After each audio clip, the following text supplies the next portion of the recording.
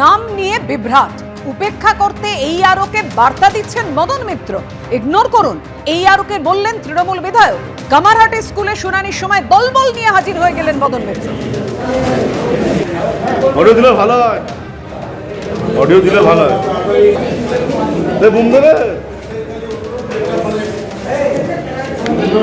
ওখান থেকে আসবে না, এগিয়ে আসে, এগিয়ে যাও। হয়েছে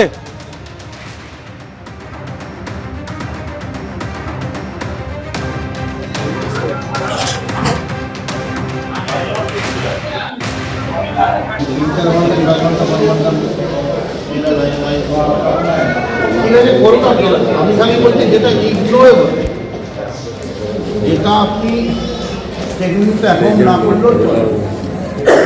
5 মিনিটটা যদি আপনি 3 মিনিটে নিয়ে আসেন, 9 মিনিটে নিয়ে আসেন, তাহলেও তো আমার পলিসি একটা থাকে, আর ইমপ্লিমেন্টেশনটা ডিপেন্ড করে কে করতে হবে। We assure our fullest purpose.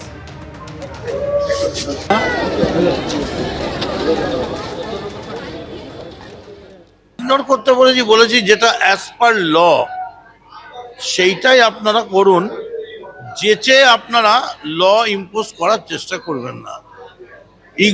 ইগনোরেবল যেটা সেটা ইগনোর করুন। এখন অনেকে হয় না, মানে অতি চালাকের গলায় দড়ি, অতি সাবধানের গলায় দড়ি। এখন ব্যাপারটা তো কিছুই হয়নি। মোহাম্মদ এমডি মোহাম্মদ, এবার হয়েছে জান মোহাম্মদ, এবার হয়েছে মোহাম্মদ জান। ছোটখাটো ব্যাপার। আমি বেআইনি করতে তো বলতে পারি না, বেআইনি করতে বলবোই বা কেন। কিন্তু এটাও ঠিক, আপনি আইনের নামে তো গায়ের জোরে, এটা বোঝা গেল কথা বলে যে পুরো ইনস্ট্রাকশন নিয়ে এসছে। কথা বলবো, আমাদের সঙ্গে রয়েছেন আমাদের প্রতিনিধি সমীরণ পাল। সমীরণ, ঠিক কি হয়েছিল, কি ইগনোর করার কথা বললেন মদন মিত্র?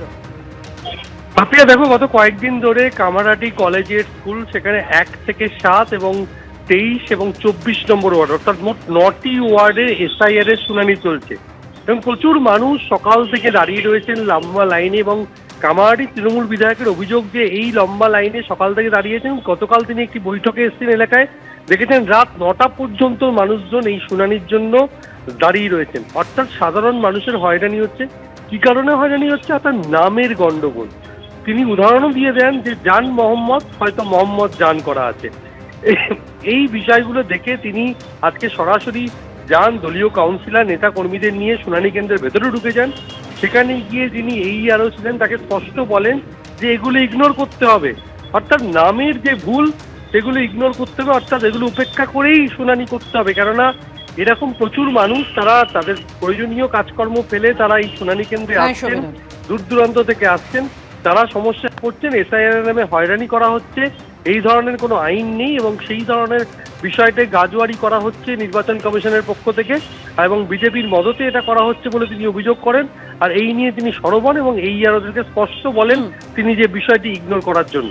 পাপিয়া, ধন্যবাদ তোমায়। এবার এই আরো কি বলেছেন সেই বক্তব্য রাখবো আপনাদের সামনে। আমরা আমাদের যা সেই অনুযায়ী আমরা কাজ করছি, যেরকম আমাদের ACI গাইডলাইন সেই অনুযায়ী আমরা কাজ করছি। বলতে পারবো না সেটা ইয়ারো সাহেব, ইয়ারো যিনি আছেন তিনি বলতে পারবেন যে আমরা হয়রানি করছি কিনা। এই মুহূর্তে যে খবরের দিকে নজর রাখবো, নিঃসন্দেহে আজকের বড় খবর, মহারাষ্ট্রের বারামতিতে ভয়াবহ বিমান দুর্ঘটনা। আর এই বিমান দুর্ঘটনায় মহারাষ্ট্রের উপমুখ্যমন্ত্রী অজিত পাওয়ারের মৃত্যু হয়েছে। বিমান দুর্ঘটনায় মহারাষ্ট্রের উপমুখ্যমন্ত্রীর মৃত্যু, কারণ ভেঙে পড়া ওই প্রাইভেট বিমানেই ছিলেন উপমুখ্যমন্ত্রী। অজিত পাওয়ারের সঙ্গে বিমানে থাকা আরও 4 জনের মৃত্যু হয়েছে। AI প্রযুক্তিতে তৈরি সেই ভিডিওটি রেখেছি আপনাদের সামনে। অবতরণের সময় ভেঙে পড়ে বিমান, এমনটাই খবর সূত্রে। ভেঙে পড়ার আগে জরুরি অবতরণের জন্য মেডে কল দেন পাইলট। যখন বিপদ বুঝতে পারেন সেই সময় একেবারে শেষ মুহূর্তে পাইলট এই মেডে কল দিয়ে থাকেন। খবর সূত্রে প্রথমবার অবতরণে সমস্যা, দ্বিতীয়বার অবতরণের জন্য এমার্জেন্সি কল দিয়েছিলেন পাইলট। আর দ্বিতীয়বার অবতরণের আগেই ভেঙে পড়ে অভিশপ্ত বিমান।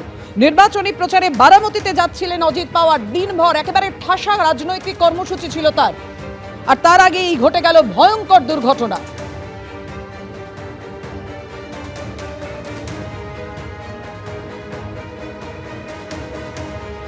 বিমান দুর্ঘটনার মুহূর্তের ছবি রেখেছি আপনাদের সামনে।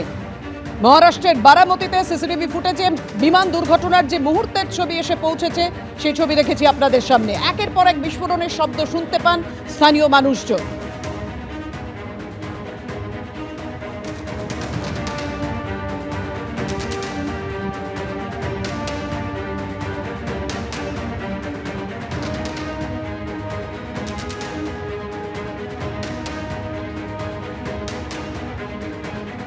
কেন ভেঙে পড়ল বিমানটি?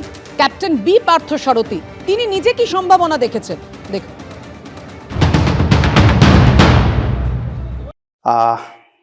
যেটা হয় ইমার্জেন্সিতে, কন্ট্রোলেবল ইমার্জেন্সি হলে সেখানে বিশেষ করে এক্সপিরিয়েন্স পাইলট যারা থাকে, তাই এয়ারক্রাফটে কো পাইলট অ্যান্ড কমান্ডার্স থাকে। তো কমান্ডার সিচুয়েশন দেখে ডিসিশন করে যে এই সিচুয়েশনে ভিআইপি অন বোর্ড আছে, আমার ইমার্জেন্সি সিচুয়েশন হয়েছে, whether engine related, flight controls related, landing gear related, যাই হোক, এটা যদি কন্ট্রোলেবল সিচুয়েশন এমার্জেন্সি হয়, they will never try to land. বারামতির রানওয়ে তো ছোটো রানওয়ে, ওখানে ফায়ার ফাইটিং ক্যাটেগরি স্ট্যান্ডার্ড থাকবে না। ধরুন ল্যান্ডিংয়ের সময় সাপোজ টায়ার বাস্ট হলো বা ব্রেকিংয়ে প্রবলেম হতে পারে, যদি ল্যান্ডিং গিয়ার রিলেটেড ইস্যু হয় তাহলে আমার এটা একটা ফেটাল ইস্যু হতে পারে।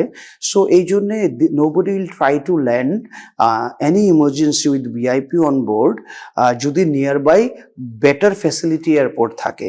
তো বারামতি থেকে বম্বের হার্ডলি 110 নটিক্যাল মাইল, মানে ক্লোজ টু 200 কিলোমিটারের মতো ডিস্টেন্স অনলি। আর এটা তো জেট এয়ারক্রাফট ছিল, প্রাইভেট চার্টার্ড হলো, এটা টার্বোপ্রপ এয়ারক্রাফট নয়, jet aircraft, Lear jet aircraft, very advance aircraft machine. So আর হাই অল্টিটিউডও ক্লাইম করতে পারে। তো they can reach Bombay within 30-35 minutes, and Poona can reach within 15 minutes in emergency situation also. তো আমাদের যে এয়ারক্রাফটের যে প্রেসক্রাইবড ম্যানুয়ালগুলো থাকে ইমার্জেন্সি সিচুয়েশনের জন্য, dire emergency also allowed to land within 30 minutes of time. ওর মধ্যে যে এয়ারপোর্টটা পড়ে সেটাকেও ইমার্জেন্সি এয়ারপোর্টের মধ্যেই রাখা হয়। সো মানে এই ক্ষেত্রে পুনা ইজ ক্লোজ, এই ক্ষেত্রে Mumbai airport is close, and ডিপার্চারও বম্বে থেকে করেছে, ওদের backup team support everything is available in Bombay. This kind of accident only will happen যখন পাইলট দেখছে they are not able to handle the aircraft. Just try to understand that. And এই সিচুয়েশনটা খুব rare ওকেশনে আসবে যখন এয়ারক্রাফট সিরিয়াসলি কন্ট্রোলেবিলিটি ইস্যু হবে, বা ধরা গেল বোথ ইঞ্জিন ফেলিওর হয়ে গেল, বা ধরা গেল যে মানে ককপিটে কন্ট্রোল কলাম থাকে, কোনো একটা জ্যাম অ্যান্ড যেটাই হলো, যেটা এক্সট্রিম এমার্জেন্সি, যেটা থেকে আমি আর ক্লাইম করতে পারছি না বা আমি ফার্দার বম্বে বা পুনাতে ডাইভার্ট করতে পারছি না, ওই সিচুয়েশনেই অনলি মেডে কল দেবে and try to land in same airport আর আশেপাশে। এবিপি আনন্দ, এগিয়ে থাকে, এগিয়ে রাখে।